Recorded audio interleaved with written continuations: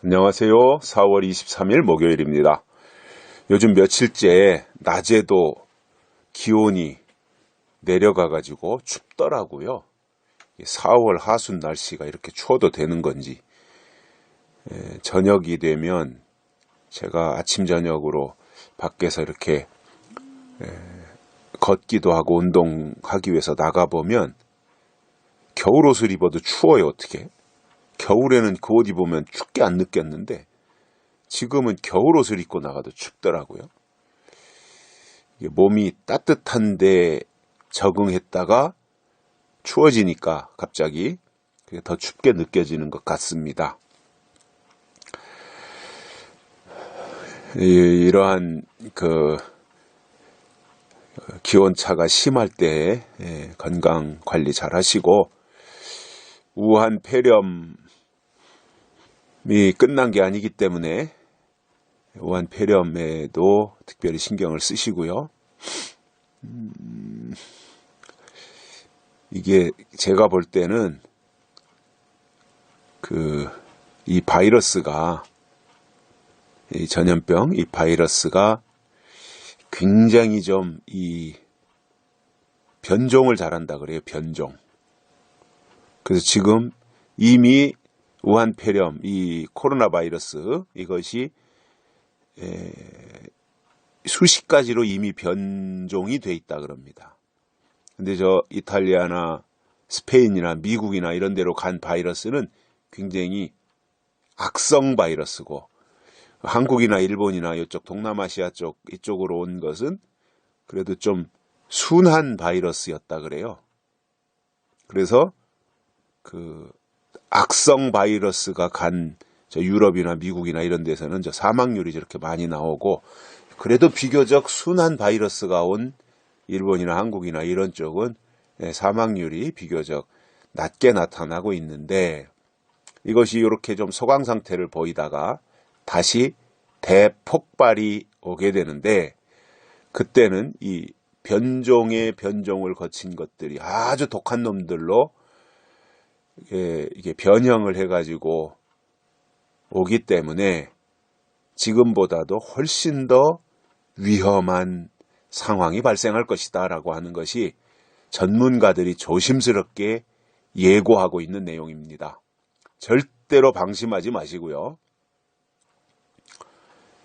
관리를 잘 하셔야 되겠다 이렇게 생각을 합니다. 저도 물론 마찬가지로 이렇게 신경 써서 주의하고 관리를 잘 하고 있습니다. 노력하고 있습니다. 우리가 건강하게 이 육체를 관리해야 신앙 관리도 하고 믿음 관리도 할 수 있습니다. 육체가 이 건강이 무너지면 믿음 관리, 신앙 관리 못 합니다. 그렇기 때문에 우리가 세상에서 유명해지고 잘 먹고 잘 살기 위해서 건강을 관리하고 유지하자는 것이 아니라, 하나님 마지막 남은 하나님의 일을 완성하는 데 쓰임받기 위해서 그 하나님의 일이 있기 때문에 그 일을 위해서 우리의 육신의 건강도 관리해야 된다라는 겁니다. 서로가 주의해 주시고 기회 되는 대로 주변에 있는 분들에게 절대 방심하지 말고 긴장의 끈을 놓으면 안 된다. 이렇게 계속해서 권고를 하는 것이 저는 유익할 것이다. 이렇게 예고를 드립니다. 오늘 말씀은요, 데살로니가 전서 5장 6절입니다. 그러므로 우리는 다른 이들과 같이 자지 말고 오직 깨어 근신할지라. 아멘. 낮에 속한 자와 밤에 속한 자에 대한 말씀이 이제 앞부분에 나오는 이야기거든요. 빛의 아들, 낮의 아들, 어둠의 자식들, 이런 거에 대한 설명을 하신 이후에, 그렇다면 우리가 누구냐? 바울이 말하는 우리가 누구냐? 우리는 빛의 아들이다. 그럼 빛의 아들은 어떻게 해야 되느냐? 어둠의 자식들과 같이 자지 말고, 낮에 속한 자들은, 빛의 자녀들은 깨어서 근신해라. 이 말씀을 하신 겁니다. 자, 우리가 살면서 영적인 것, 거룩한 것, 이것을 포기하면 얼마든지 인간적으로 편하고 육신적으로 잘 되는 길로 갈 수도 있습니다. 타협만 하면. 즉, 하나님이 주신 이 거룩한 것들에 대해서, 영적인 것들에 대해서 놓으면, 포기하면 육적으로 잘 될 수 있는 길이 열릴 수 있어요. 근데 그것은 선악과지요. 미혹이지요. 저도 이렇게 저 자신을 돌이켜보면 과정 중에 여러 가지 어려움들이 있었죠. 지내오면서. 누구나 다 그렇잖아요. 어려움이 없는 인생이 있나요? 다 있죠. 굴곡이 다 있고요. 삶의 고비가 다 있고요. 신앙도 오르막길이 있는가 하면 내리막길이 있고, 그래서 이 상향곡선, 하향곡선 이런 것들이 신앙생활에도 다 있거든요. 영적 침체도 오기도 하고 좌절될 때도 있고, 또 신바람 나서 신앙에 열중할 때도 있고, 다 어떠한 단계가 있잖아요. 신앙생활에도 사춘기가 있고 사추기가 있고, 그런 모양으로 그런 형태를 띠고 나타날 때가 있단 말이에요. 어떤 때는 신앙생활 하는 것 자체가 무의미하고 무기력하고 그렇게 생각될 때도 있거든요. 그런데 이제 신앙이 있다고 하는 것은 뭐냐면 그러한 것을 극복해내는 거지요. 침몰하는 것이 아니라 극복해내는 거잖아요. 저도 여러 가지 어려움, 제가 만드는 어려움도 있었을 거고, 또 주변에서 있는 어려움들을 제가 이렇게 저에게로 올가미가 씌워진 것도 있었을 거고, 제가 다른 사람에게 아픔을 주고 상처를 준 것도 있을 거고, 다른 사람이 저에게 또 고통을 준 것도 있을 거고, 주거니 받거니 하면서 지금까지 온 과정이 어떠한 현재라고 하는 것으로 나타나고 있는데, 그러나 한 가지 제가 자신 있게 말씀드리고 싶은 것은 이거예요. 여러 가지 현상으로 나타날 때 제가 절대로 좌고우면하지 않고 재림신앙과 신념을 가지고 왔다라는 겁니다. 포기하고 싶었던 적도 있었죠. 왜 없겠어요? 정말 너무너무 처절하고 힘들고 이 고통의 연속이고, 그래서 이 요한계시록이라고 하는 이 예언의 말씀, 이것을 계속 붙잡고 가야 되나, 이러한 것들에 대한 고민과 갈등, 그래서 그것 붙잡고 기도하고 했던 적이 왜 없었겠습니까? 근데 그럴 때마다 제 마음속에 찾아와서 저를 명령하다시피 또 저를 일으켜 세웠던 것이 이거예요. 저는 딱 한 가지예요. 뭐냐면은 제 육신의 아버지, 제 선친께서 평생을 그토록 요한계시록에 사로잡혀서 또 요한계시록을 이 시대 앞에 나타내고 싶어서, 또 그 요한계시록의 약속의 말씀을 다른 사람들에게 한마디라도 더 깨닫게 하고 싶어서 그렇게 애쓰셨고, 평생을 그렇게 말씀과 기도로 살아오신 것을 제가 옆에서 지켜본 사람으로, 아버지가 하신 일이 옳다, 그리고 아버지가 하신 그 일이 하나님 아버지의 일이었다. 근데 그 아버지가 돌아가셔서 안 계시다. 그러면 내가 그것을 놓고 포기해야 될 거냐, 아니면 계속해서 붙잡고 발전해 드려야 될 것이냐 라고 하는 것을 가지고 고민했을 때 답은 후자였습니다. 아버지가 하던 그 일이 하나님의 일이 아니었다면 제가 포기하는 거죠. 그런데 아버지가 하신 일이 이제 아버지가 돌아가심으로 어려움이 있지만 그 아버지가 하신 그 일이 진짜로 하나님의 일이었다라고 하는 확신이 저에게 왔기 때문에 아버지가 하시다가 완성하지 못하고 아버지가 하시다가 이제 하나님이 부르셔서 올라가셨고 하나님께로 가셨고 그렇다면 그 일을 이어서 아들인 내가 해야 되겠구나. 그게 아버지가 나에게 주고 가신 일이고 맡기신 일이고 그 일이 하나님의 일이구나 라고 하는 것에 대해서 저는 너무나 확실하게 깨달은 거예요. 그래서 제 주변에서 저를 향해서 좋은 말로 제 주변에 있는 친구들이나 저를 아끼는 친구들이나 이런 분들이 또 선배들이 이런저런 저에게 권면을 하는 사람들이 여러 사람이 있었거든요. 근데 고맙지요.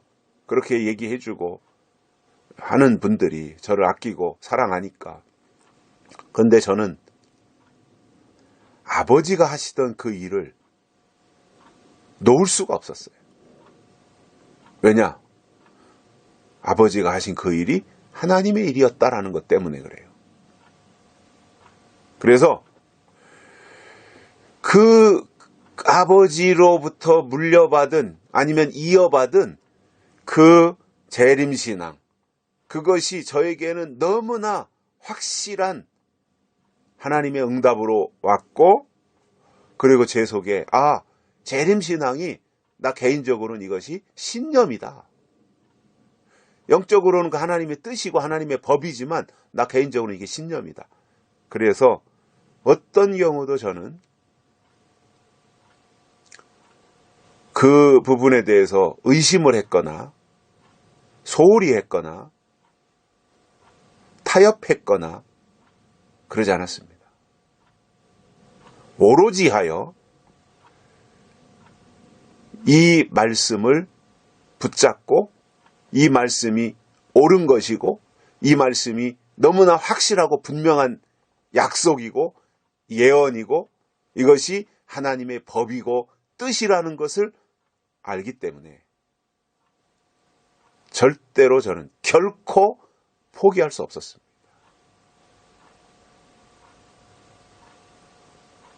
저를 잘 아는 분들은 또 저에게 그런 얘기를 하신 분이 있어요. 성품도 좋고 인물도 괜찮고 목소리도 좋고 키도 크고 건강하고 이 또 메시지의 내용도 좋고 이 모든 것이 참 잘 갖춰졌는데 이제 이 계시록이나 이런 재림신앙 이것은 이제 접고 그냥 일반적인 방향으로 나가는 게 어떠냐 이러한 이야기를 저에게 해주신 분도 있어요. 고맙죠. 그것도 저를 위해서 한 얘기니까. 그런데 저는 그것을 개인적으로는 저를 위해서 해준 말이라 고맙지만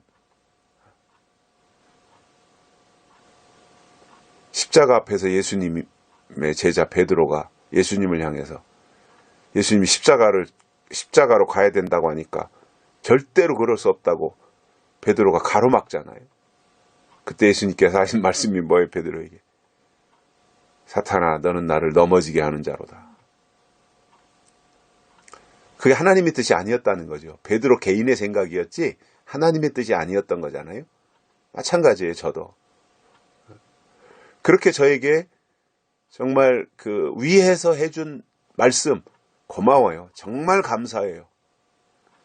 그런데 제가 그 말씀 그렇게 저에게 해주신 이야기 말씀을 하나님의 뜻보다 더 앞세워서 받아들일 수가 없었다라고 하는 것.